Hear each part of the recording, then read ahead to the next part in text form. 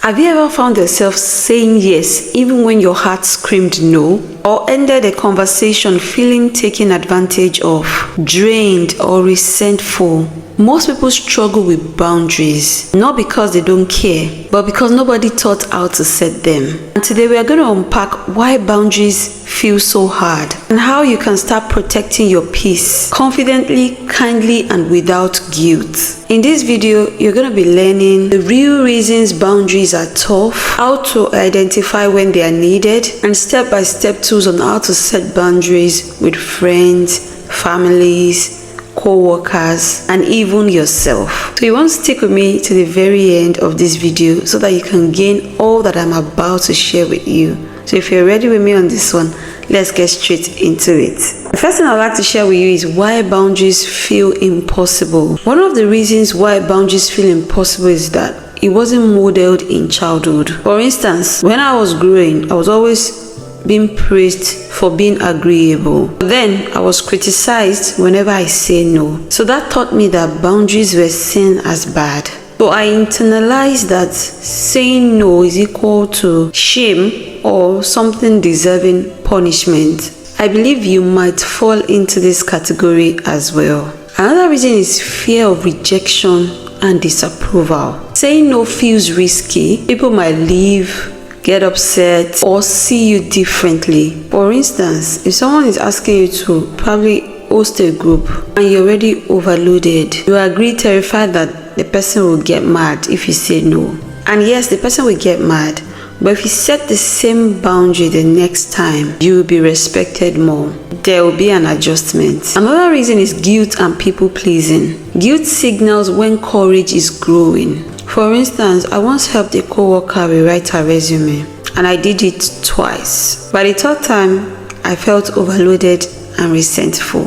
That guilt was my internal alarm saying, this is not sustainable for me. Another reason is low self-worth. If we don't believe that we matter, our needs will become optional. Ask yourself, do I regularly put my needs last? That's usually a sign of weak self-value. And that's okay because we are just learning. Sometimes we are confused about what boundaries actually are. So I'd like to explain this part a bit more. Boundaries equal healthy filters. They are not walls. So the next thing I'll be sharing with you is how to identify when boundaries are needed. So now that we understand why boundaries can be hard, let's talk about the real moment of truth, knowing when a boundary is needed. First one is for you to notice your emotional signals. Your emotions are like internal GPS, and when you are veering off your path, they will definitely let you know. Look out for signs like resentment, guilt, burnout, avoidance, over-explaining, internal frustration after interacting with someone. For example, you agree to help a colleague, but you feel tight in your chest, annoyed or overwhelmed. That feeling, it's not drama, it's data. It's a sign of a boundary that's missing. Another thing you need to do is to track repeated discomfort. One-time discomfort is normal, but if something keeps bothering you, then that's your cue. Ask yourself, am I regularly dreading this interaction? Do I always feel drained after talking to this person? Do I feel like I'm betraying myself just to keep the peace? These are the things that you really need to track. The next thing you need to do is journal and reflect on your yes moments. A helpful exercise for you can be reflect on the last 5 times that you said yes, but wished that you said no. What did they have in common? That pattern tells you where your boundary needs to go. Another thing you need to do is check your calendar, energy, and your attention. Where your time, energy, and attention are leaking, that's where a boundary belongs. Look at your week. Where did you say yes to someone else at the cost of yourself? Remember, boundaries are not about shutting people out, but they are about keeping yourself in. Now I'll be moving to how to set boundaries. First step is to identify your high priority boundaries. Think about a moment you felt drained or resentful. Write down what crossed your line. For example, your time, your physical space, your social social energy, your emotional bandwidth. Another step is to start small. Begin with easy settings, a work request, a friend. Another step is to use a clear language. For example, I once told a friend that I couldn't help with the assignment. Not because I was being wicked, but it was a very short notice, and I also had assignments pending at that time. At that point, I needed to put myself in first, and that was it. Another step is to use clear language, like I'm not available, I need time to recharge. That doesn't work for me. There's no need for so much explanation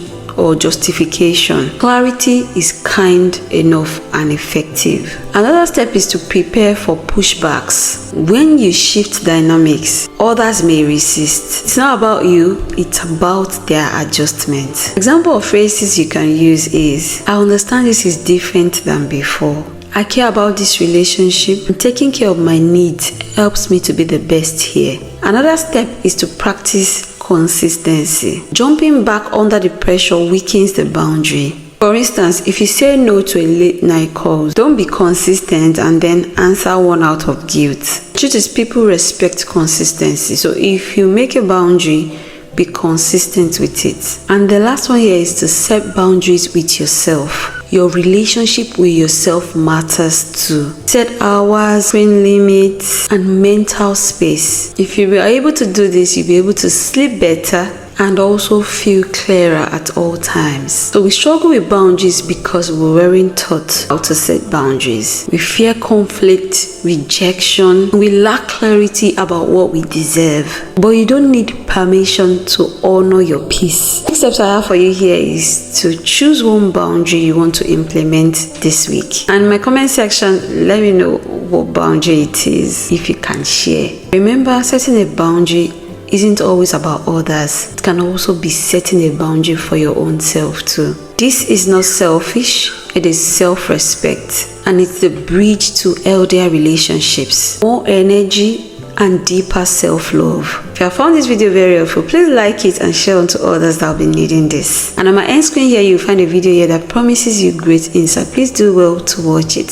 If you're new to this channel, please subscribe, as I promise you awesome content every other day. Thank you so much for always coming back to watch my videos. I appreciate you. And until I see you in my next video, have an amazing day ahead, and bye for now.